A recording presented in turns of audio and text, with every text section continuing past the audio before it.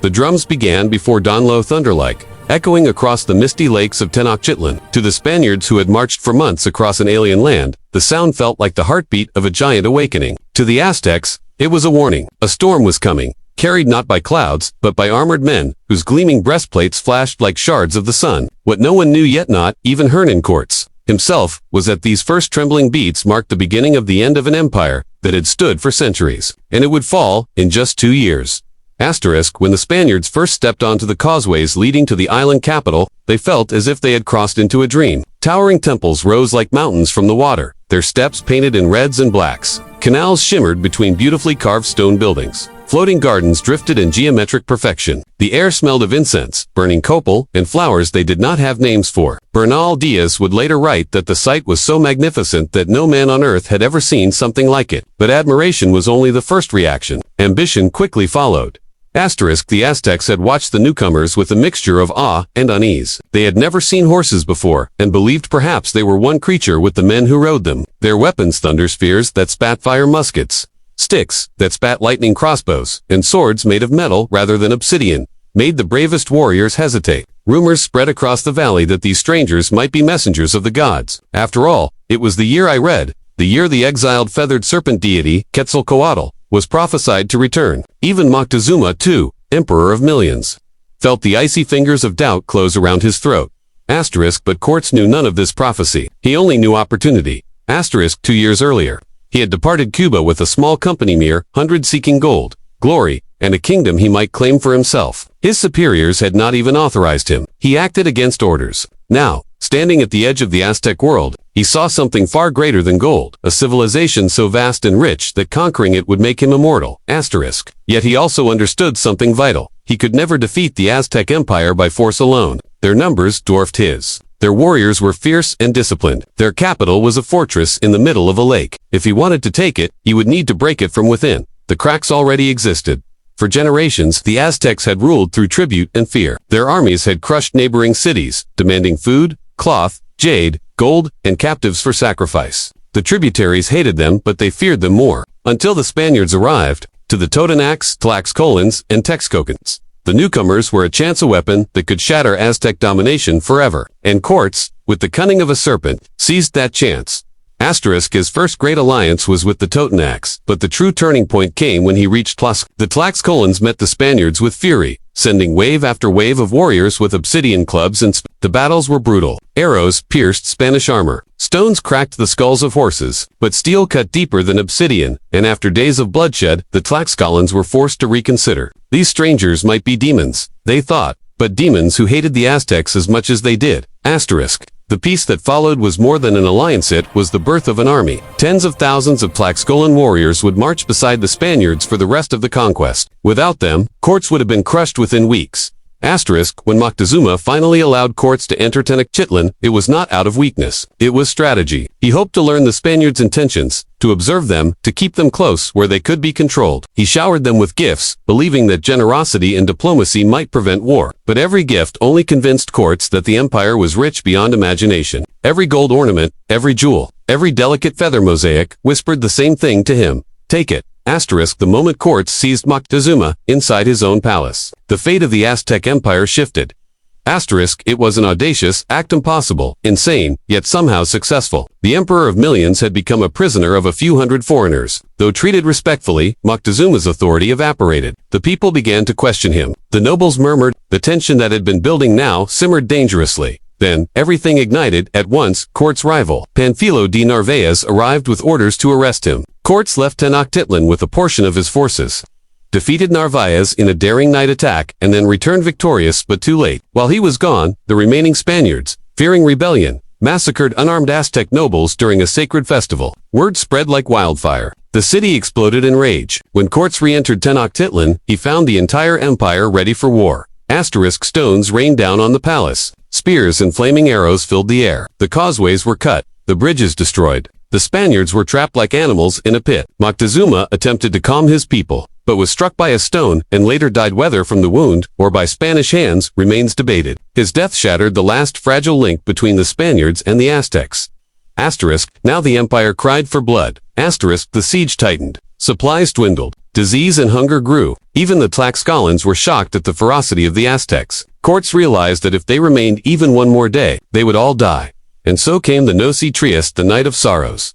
Under cover of darkness and rain, the Spaniards attempted to flee across the western causeway, but the Aztecs were waiting. Warriors attacked from canoes, from rooftops, from every direction. The causeway became a slaughterhouse. The weight of stolen gold caused many Spaniards to drown in the canals. Horses slipped and fell into the water. Hundreds died. Thousands of allied warriors were slain. Courts wept not for the dead, but for the gold lost in the lake.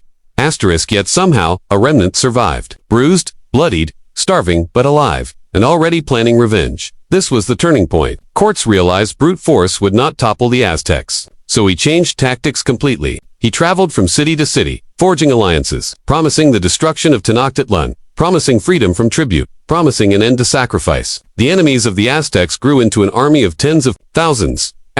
But the most devastating weapon came not from Spanish steel or strategy, it came from across the ocean, smallpox. It arrived in the empire, carried by a single infected slave. The disease tore through the population like a ghostly fire. People covered in pustules died by the tens of thousands. There was no cure, no resistance. The priests could not explain it. The warriors could not stop it. The nobles died. The generals died. Even the new emperor Cuauhtémoc succumbed. The empire staggered.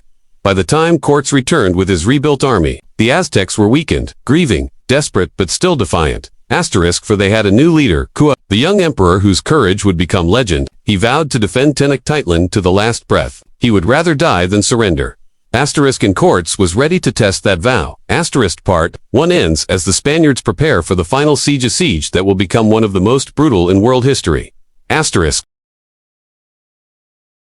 morning the siege began, the water around Tenochtitlan shimmered with the reflections of Spanish brigantines, 13 small warships, each armed with cannons, sails trimmed, oars ready. The Aztecs stood on the temple platforms, staring at the strange vessels. They had never seen ships on the lake before. The Spaniards had dismantled them in the mountains, transported them piece by piece, and rebuilt them on the shores, an act so bold and unbelievable that even the gods must have watched in silence. On the causeways, Tlaxcalan and Spanish soldiers formed long, bristling lines, shields raised, pikes outward, musketeers ready. The Aztecs beat their drums, the great huetl drums that roared like thunder, echoing over the water. War cries rose from the city like a living storm. The air crackled with tension. Cortés stood at the front, silent, calculating. He knew this battle would be unlike any before. Tenochtitlan was not a normal city. It was a labyrinth of canals, bridges, alleyways, and fortified temples. Every street was a trap. Every rooftop, a battlefield. The Aztecs knew their terrain, and they fought not just for survival, but for their gods, their ancestors, their world.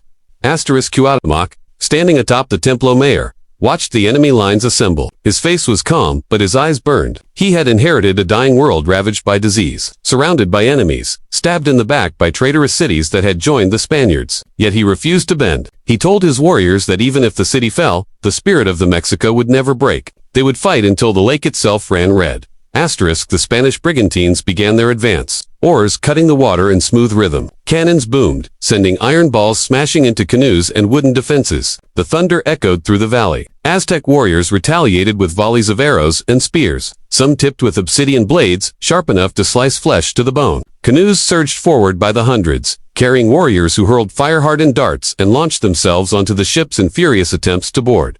For weeks, the fighting swayed back and forth. Each day was a cycle of horror. The Spaniards advanced along the causeways, only to be pushed back. The Aztecs destroyed bridges faster than the Spaniards could rebuild them. From rooftops, women and elderly, threw stones, boiling water, burning pitch. Children carried supply baskets to warriors fighting on the front lines. Everyone in the city fought, everyone resisted, but starvation crept in. Cortés had blockaded the causeways and controlled the lake with his brigantine. Canoes carrying food were destroyed. Aqueducts supplying fresh water were cut. The once thriving marketplace of Tlatelolco, where tens of thousands shopped daily, became an empty, dust-covered space where starving survivors searched for insects. People ate grass, then leather, then clay. Then, in the darkest moments, things no one dared speak about. Still, the Aztecs fought. Every day. Battles erupted on the causeways, in the canals, in the crumbling streets. Spanish horses slipped on the wet stones and toppled into the water, drowning under their own armor. Musketeers struggled to reload in the chaos. Tlaxcalan allies, though numerous, died by the thousands, but the Aztecs suffered more. Smallpox continued to spread. Wounded warriors lay in temples with fevered eyes, unable to move. Mothers wept as their children died in their arms. The once grand temples that towered over the city now echoed with the cries of the starving. Yet Cuauhtémoc refused to surrender. He fought not as a king in palaces but as a warrior in the streets. He led ambushes, traveled in canoes under cover of night, and appeared suddenly at front lines, where morale faltered. His mere presence caused the warriors to rally. The Mexica still believed that if they fought hard enough, the gods might intervene.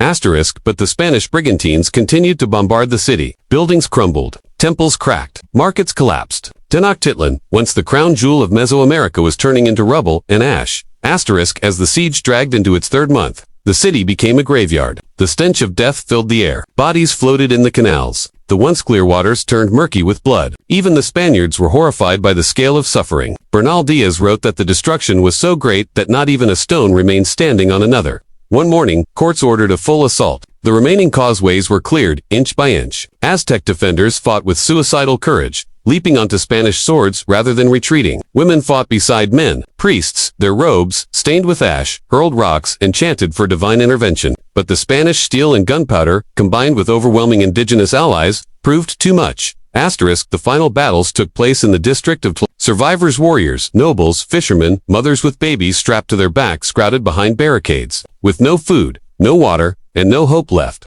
they still refused to bow. Cortés himself entered the district cautiously, knowing that even a cornered enemy could kill him. The Spaniards advanced over bodies, through broken canals, across toppled homes. Every inch was paid for in blood. Then came the moment the Aztec world truly ended. Cuauhtémoc attempted to flee across the lake in a canoe, hoping to continue the resistance elsewhere. But Spanish brigantines spotted him. After a brief chase, he was captured. When brought before courts, the emperor stood proud, despite starvation and exhaustion. He said, "Take your knife and kill me now, for I have done all I could to defend my people." Cortés refused. He needed Cuauhtémoc alive, for now.